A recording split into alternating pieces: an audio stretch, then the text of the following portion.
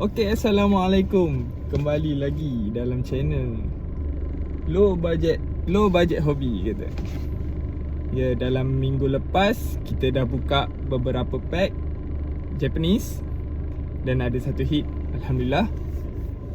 Hari ni kita didatangi dengan pack yang terbaru.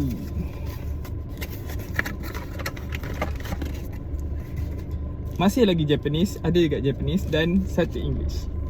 Alhamdulillah. Yes.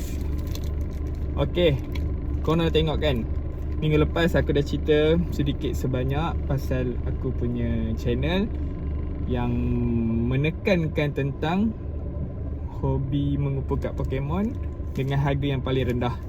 Kita cari pack yang harga yang paling rendah sebab nak beli single tak surprise kan? Ini surprise. Okay. Dan untuk episod kali ni aku akan cerita sikit lah pasal apa yang aku akan buat. Aku sebenarnya bila dah dapat macam ni, okay, aku akan kumpul dua jenis set, iaitu Japanese dan English lah. Lepas tu semua kad aku akan letak dalam app ni, dalam app kan. Ini hasil minggu lepas kita beli dengan harga 40 dan sekarang ni harga kad keseluruhan dah jadi RM42.95. So kad aku akan letak dalam ni. Cuma cara aku main, aku akan cari ke Pokemon dan aku akan show set ni. Aku akan show set. Kemudian aku akan tengok mana yang set terbaru. Okay, set yang terbaru sekarang ni adalah Phantasmal Flame. Okay, set yang sebelum tu adalah Mega Evolution. Jadi aku akan main Mega Evolution dulu. Untuk Japanese pula yang terbaru adalah M2A. Okay, lepas tu yang sebelum tu Inferno X. Seperti yang aku tunjuk tadi, dua-dua ada Mega Evolution dengan Inferno X. Aku akan main Inferno X dulu. Sampailah set baru keluar, baru aku anjak ke set yang terbaru. Aku tak kisah berapa banyak aku kumpul dan aku tak kisah collection aku tu ada berapa banyak, ada berapa jenis. Bila dia keluar set baru, aku akan tukar kan. Tak nak stress lah, kita nak fun kan, nak seronok pool je. Jadi apa-apa semua aku akan update dalam ni dan aku akan letak di binder lah kan. Untuk kad aku ada dua jenis binder, satu English, satu Japanese.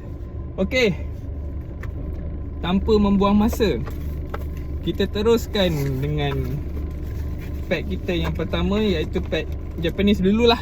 Okay, pack Japanese dulu.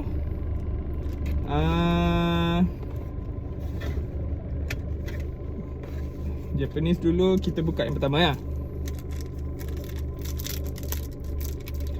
Aku ingat kalau lepas set tu habis, satu set tu habis, sama ada aku nak beli slab ataupun aku nak beli pack ni dan aku tak open. Lebih contoh dalam minggu tu ada dah keluar baru, minggu tu aku akan beli untuk open dan satu pack akan disimpan dalam binder. Tak kira lah binder ke letak dekat tempat lain ke, janji benda tu aku tak open. Maksudnya seal lah, keep it seal. Okay guys, teruskan dengan yang pertama.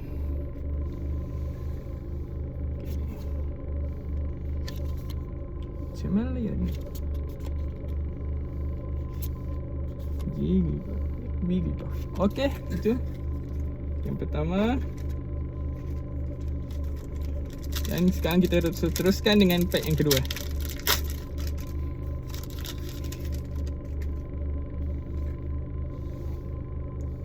Okay.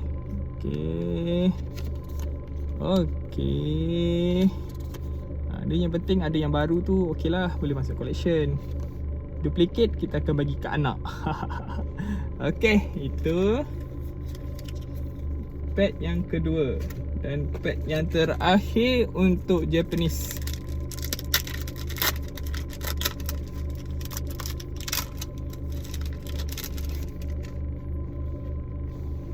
Mari tengok apa yang ada.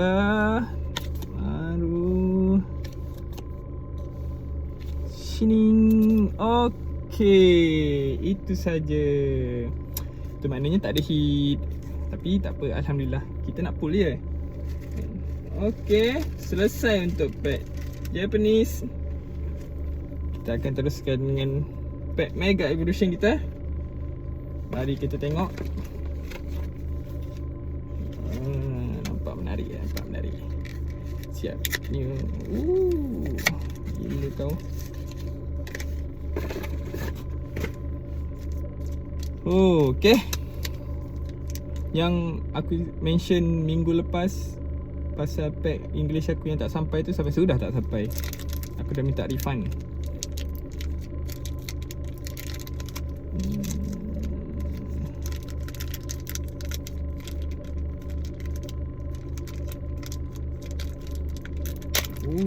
Ketat ke? Okey. Ini belakang dia. Tap.